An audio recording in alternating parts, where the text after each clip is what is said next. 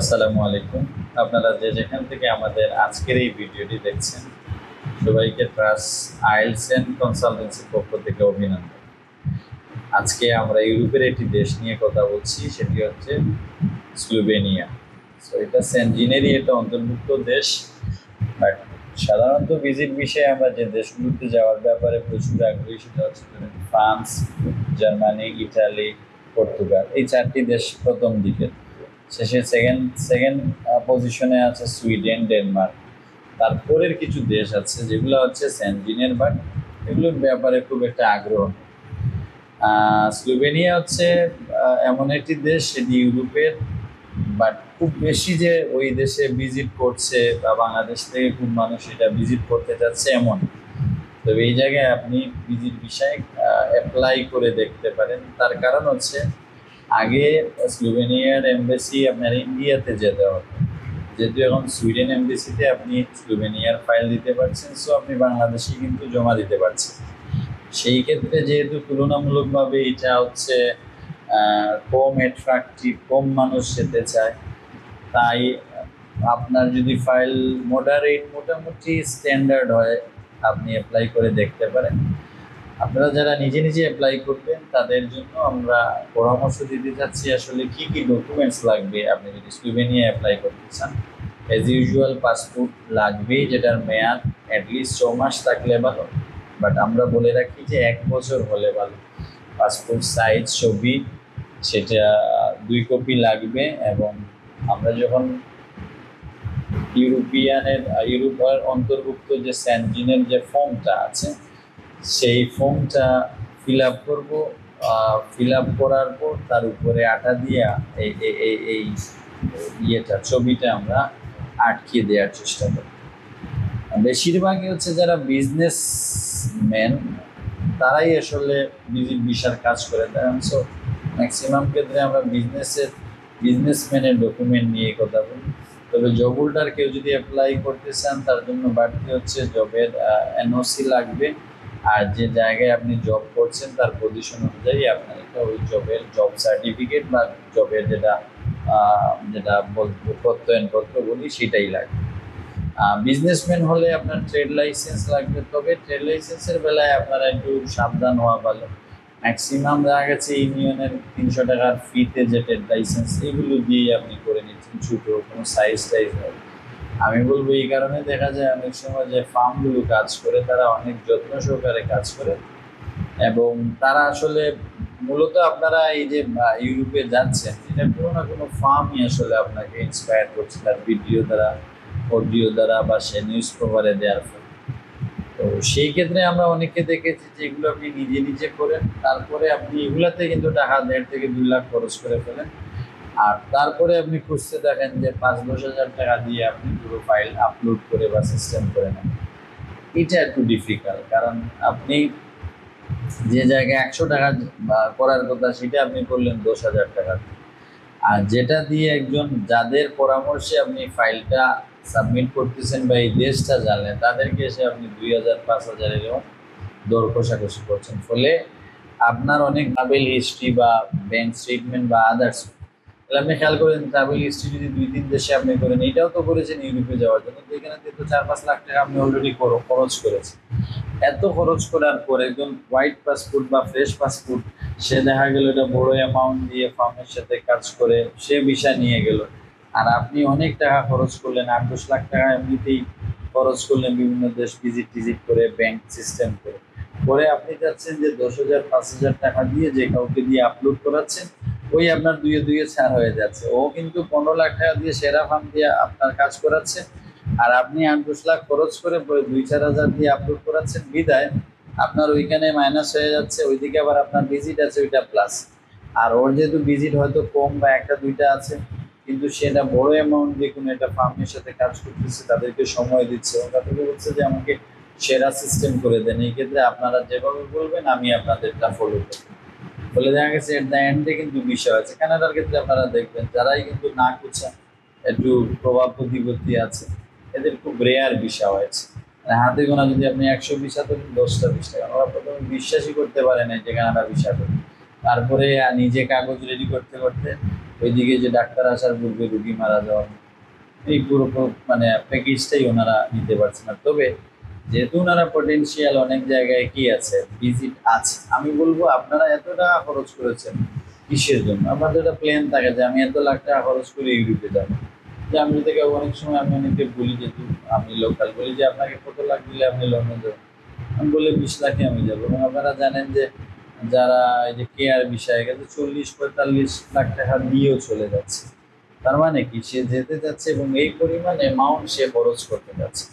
আপনি নিজে করলেও তো এটার বাজেট ভালো রাখেন, ভালো ফাইল, ভালো আপনি যদি প্রিন্টটাই দেন, একটু ভালো কাগজে দেন, এভাবে তো আপনার আস্তে আস্তে কি হবে, আপনার স্টেটাসটা ডেভেলপ হবে এবং আপনার মনে হবে যে হ্যাঁ, আপনি যদি 2,000, 4,000, 5,000, 10,000 এগুলো করে অনেক ভালো প্রোফাইল দেখার পরও দেখা যাবে কানাডার মতো আপনার ভিসা হচ্ছে।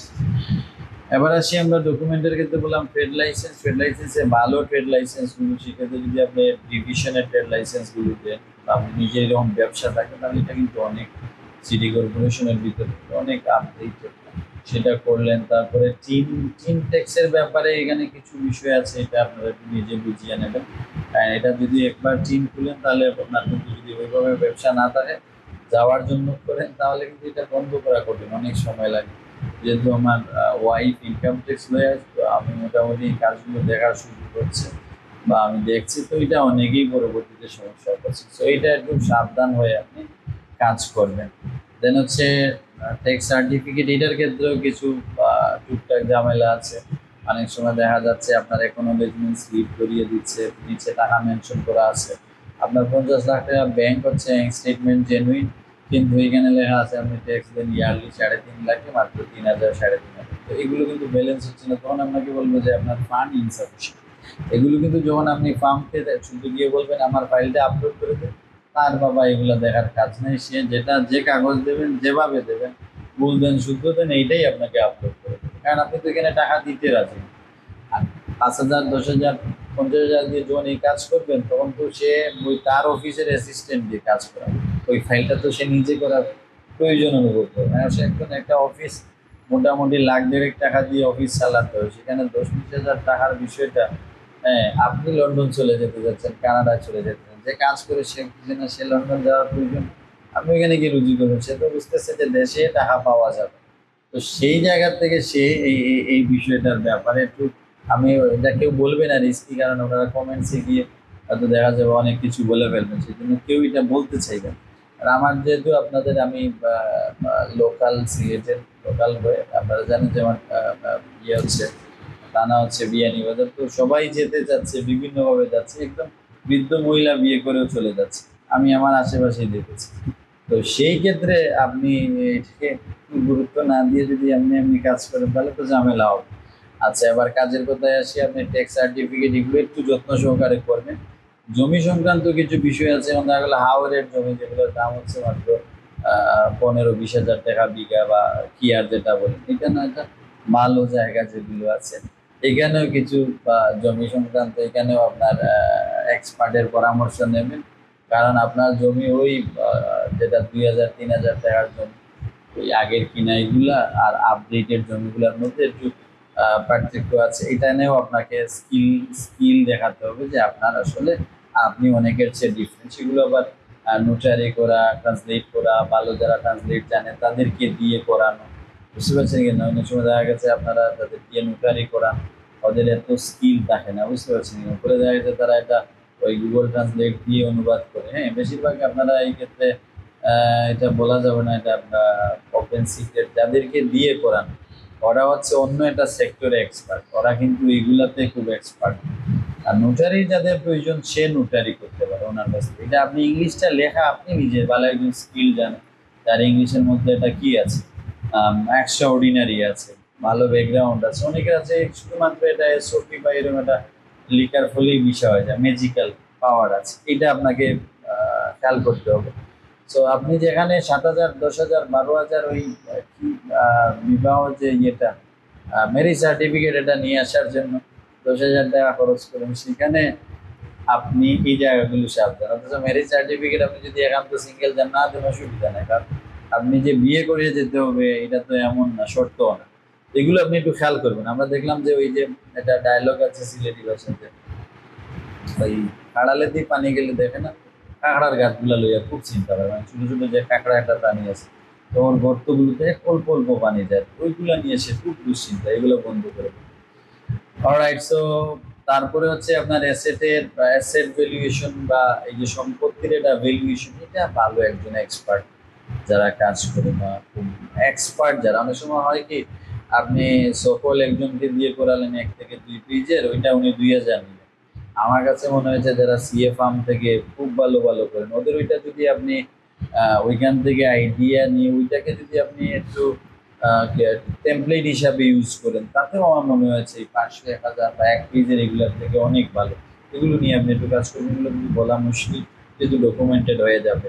সো এগুলো আপনাকেও কিছু দায়িত্ব নিতে হবে। ব্যাংক স্টেটমেন্টের ব্যাপারে ব্যাংক আসলে অনেক সময় ইউজুয়াল স্টেটমেন্ট দিয়ে, তো ওইখানে আপনি একটু তাদেরকে বলে বা যারা করে বা যারা কাজ করে তারা ওইভাবে ব্যাংক স্টেটমেন্টটা অনেক সময় নিয়ে আসে, তার সাথে সলভেন্সি আছে, সেটা অবশ্যই লাগবে। নেক্সট হচ্ছে হোটেল বুকিং ইনভাইটেশন, এইখানেও আপনার কিছু ইয়ে থাকবে যে আপনি কিভাবে হোটেল বুকিং করবেন অনলাইন থেকে। এখানে কেউ কিছু $2-4 বা আরো কিছু কম বেশ করে কিনে কেউ ইয়ে করেন, খরচ করেন, কেউ হয়তো ফ্রিতে করেন, এক একজন এক একভাবে, কেউ হয়তো তার নিজস্ব আইটিনারি আছে, সে সেইবার গেলিলিও এগুলো ইউজ করে। এই ধরনের আপনার টিকেটের সাইজগুলো মানে সাইটগুলো তার নিজের যেহেতু তার ট্রাভেলস আছে বা আমি বলবো প্লেনের টিকেটের বিজনেস করে বিদায় তার এগুলো তার কাছে আছে। সো এইগুলোতেও আপনি একটু সিরিয়াসলি করবেন। ওকে, ইন্স্যুরেন্সটা তো মাস্ট, যেহেতু ইউরোপের সব দেশে, এবং এটাতে কিন্তু আপনি 2000 থেকে 40-50 হাজার টাকা পর্যন্ত আছে। তো অনেকের ইন্স্যুরেন্স ভালো কোম্পানি আছে, ওকে, মেটলাইফ বা এই ধরনের, কিন্তু উনি না জানার ফলে উনিও কিন্তু 1,500 থেকে 2,000 টাকা দিয়ে ইন্স্যুরেন্স করতেছেন, অথচ ওনার কাছে ভালো একটা ইন্স্যুরেন্স আছে। তো সেইটা কাভার লেটার আর জমা তো ঢাকায় গিয়ে দিতে পারছেন, বিকজ সুইডেন এমবেসিতে দিতে পারছেন। এমবেসি ফি নট মাছ দেন, অ্যারাউন্ড ধরেন কম বেশ হয় 8-10 হাজার মধ্যে থাকতে পার পারছেন। এই ছিল স্লোভেনিয়া নিয়ে আমি কথা বললাম। করতে পারেন, এটার সম্ভাবনা আমি যে জায়গাটা বললাম যে সম্ভাবনা হচ্ছে এটা ইউরোপের মধ্যে গ্রেডে যদি ধরি আমি, তার গ্রেডে, বাট আপনি যেহেতু একটার ভিতরে 27টা আছেন, তো করে ওই জায়গায় চলে যাবে। তো এই ক্ষেত্রে এইটা দেখতে পারেন, কারণ আমার মনে হচ্ছে এই গ্রেড যদি তার গ্রেড, ওটা যদি বিষাদে, আপনার তো মাকসুদ হচ্ছে আমাদের সিলেটের মানুষ আমি জানি আপনি 2 দেশেই যাবেন, লিগেল হওয়ার জন্য যাবেন পর্তুগাল, আর রুজি রোজগারের জন্য আইদার ইটালি নয় আপনি যাবেন ফ্রান্স। কারণ ওইখানে সহজ, আপনার আত্মীয় স্বজন সবাই থাকে, গিয়ে পায়ের উপর পা তুলে খাবেন কিছুদিন, তারপরে হয়তো কাজ টাজ করবেন। সেই জন্য আপনি রিস্ক ফ্রির জন্য যে কোনো দেশে গেলেও টাকা খরচ করে এই 2 দেশেই যেতে চান, যেহেতু আপনার আত্মীয় স্বজন এখানে আছে। আর কাজ ম্যানেজ করা, যেহেতু আত্মীয় স্বজন থাকে ওইখানে ম্যানেজ করা, ওইখানে বসে বসে খেলেও সমস্যা নেই। এই জন্য এই 2 দেশে যাবেন। তো আলটিমেটলি যদি আপনি এই ক্ষেত্রে সুইডেনও যান, তারপরেও কিন্তু আপনি ফ্রান্স চলে যাবেন, সবাই থাকে এখানে। সবাই তো আসলে একা একটা দেশে গিয়ে এখানে সবার পক্ষে সম্ভব হয় না।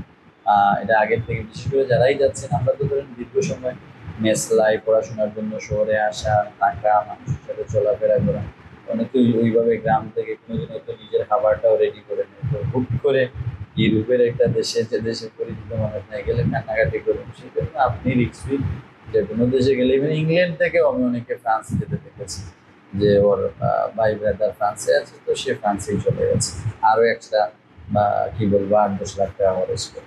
ইভেন কানাডায় অনেক গিয়েছে, তারপরে সেই ইউএসএ চলে গেছে আরো টাকা খরচ করে, বিকজ ওইখানে তার আমেরিকা ইয়ে আছে, তো সবাই তার আত্মীয়ের পাশে থাকতেছে। তাহলে এটা আবার কিন্তু আপনার ওই যে অ্যামাউন্টটা খরচ হচ্ছে তার সাথে কিন্তু আবার যোগ হবে। সব মিলে এই হচ্ছে আমরা স্লোভেনিয়া, আর এটা সহজ দেশ। আর মাঝখানে যে কথাগুলো বললাম এগুলো আন্তরিকতার জন্য বললাম, আপনাদের সাথে তো আসলে পার্সোনালি তো ভিডিও বানানো, মানে আমি দেখবেন যদি কারোর সাথে মিলে যায় বলবেন না আপনাকে আমি মিট করে বলছি। তো আমার কাছে মনে হচ্ছে এই ছোটো ছোটো জিনিসগুলোর কারণে অনেক ভালো ভালো ফাইল আছে, অনেক ভালো ফাইল, কিন্তু ওনাকে এটা কে বুঝাবে? আর আমরাও তো আসলে বুঝাতে গেলে তো আপনি আছেন এখানে ক্যান্ডিডেট, এখানে যদি আমি বুঝাই আপনি ফাইলই দেবেন। তো আপনি যা বলবেন, আপনি যেভাবে বুঝাবেন আমাকে ওইভাবেই বুঝতে হবে। তো এই কারণে কেউ কিছু বলবে, আপনি যেভাবে বলবেন ওইভাবেই জি জি বলা লাগে বা বলতে হয়। বাট আমি যেহেতু ভিডিওটা করেছি, এখানে আমার মনে হয়েছে ভিডিওতে আপনি নিজে কাজ করবেন, আপনি তো নিজে নিজের জন্য জি জি বলবেন। ডেফিনেটলি আপনার সেরাটা প্রয়োজনে যার কাছে প্রয়োজন তার কাছ থেকে এটা নিয়ে করবেন, সেই জন্য এই ভিডিওটা। সবাই ভালো থাকবেন, আল্লাহ হাফিজ।